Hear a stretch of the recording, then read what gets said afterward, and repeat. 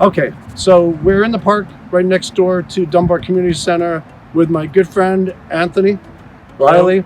He's been playing organized professional sport in the West Side his whole life, and now East Side. I wouldn't call it professional, it's more amateur, but this is where I grew up playing soccer and baseball for Dunbar and Dunbar Little League. It hasn't changed at all, to be honest, other than the fact that when they have baseball, they have fences up. But for the most part, this park is still the same from the 1980s. And it's well maintained, does what it needs to. Any suggestions on how we can make it better?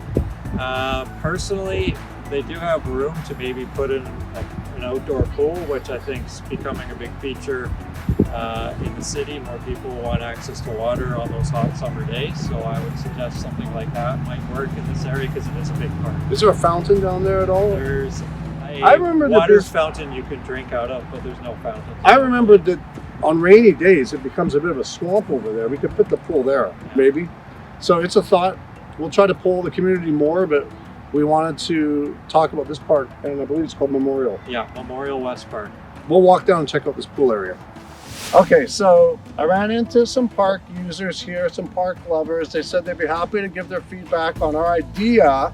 It's only an idea stage right now. What are your names? Haley. Yeah. Tema. Tema. Haley. Tema. Oh, Ben. And Ben. Okay, Hi, Ben. guys.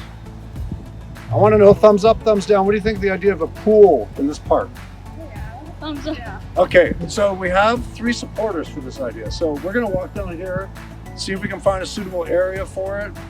And you can tell your parents to vote for Jason and Upton. Okay. And I'll try. But I can't promise it because I'm not an engineer, but I think there's space. Okay. Am I right? Awesome.